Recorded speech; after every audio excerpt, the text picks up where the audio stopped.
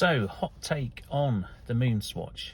I know I've been a bit silent, but do you know, I've been really busy, and it's easy just to rush out and give an opinion, get involved in all the hype, but I didn't really want to do that. I kind of wanted to see what happened, see how it panned out, and hopefully see a more palatable resolution, which I think is starting to happen. Now, I guess generally my thoughts on the watch, I really like them. My son really likes them. In fact, even my other son, who doesn't like watches, really likes them. And, you know, we had a chance to go into London on Sunday, and we had a peer into the, into two Omega boutique windows. Omega's full of Omega boutiques. And look at them in real life. And I urge anyone to sort of get a bit of a hands-on, or at least see them, because the dials really pop.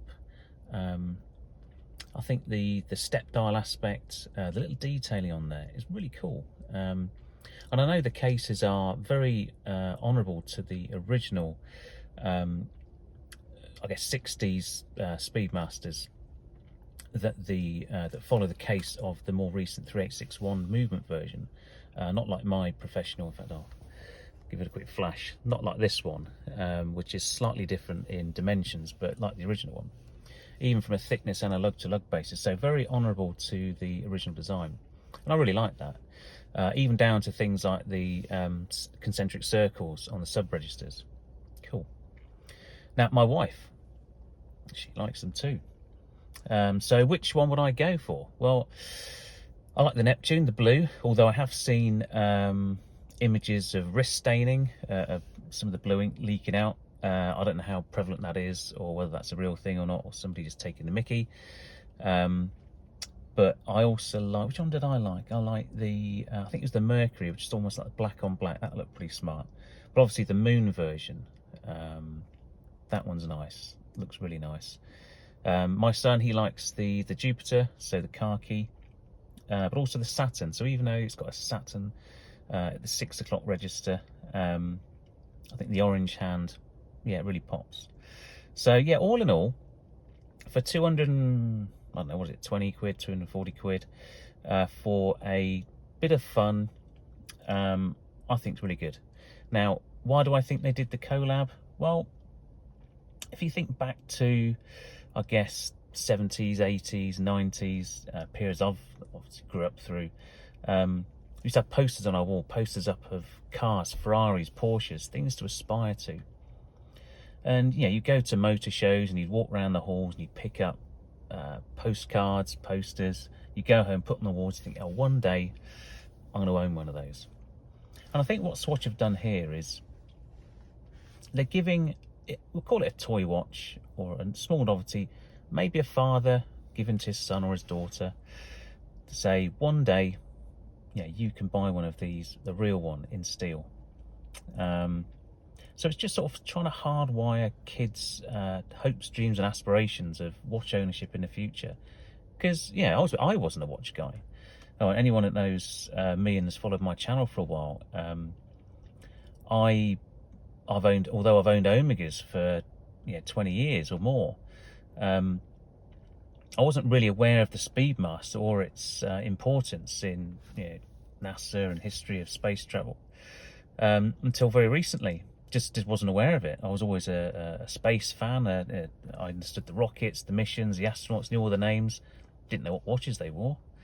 So that was a very recent thing. So for Omega to partner with Swatch and instill that excitement, that spirit of adventure into young people at this point in their lives, I think is really important. And you do wonder, what is the incentive for people that don't know the Speedmaster, don't know its history and its importance, to go and buy a manual wind chronograph watch and not a dive watch? Why spend £5,000-6,000 on a chronograph watch that's difficult to read? You've got to wind it every few days, when you could have the watch that James Bond wears for less, that you don't have to wind, and isn't fragile. So yeah, they've got to sort of keep this marketing going, because people of my age who grew up with I guess I remember the first space shuttle launch. I don't remember the Apollo missions because I guess the last man, Gene Cernan, stepped off the moon 70 years this year in December. I wasn't even one. So there's not many people left that are buying these things that remember the original missions. So I think it's a really good move, and I can understand why they did it. Don't think it affects the brands. I think all the nonsense that's happened, I can't explain it. I can't explain it. So I went to London. Maybe you saw my small little video of the queue outside the Oxford Street store. Those weren't watch fans. There may have been one or two in there, but they were chances. Yeah, and that's probably the more unpleasant side of hype and opportunism at its worst. But hey, overall, I like him. I'll probably get a few. My lads will get one. Maybe my wife will even get one. We might even end up with a whole solar system in the house. You never know, and why not?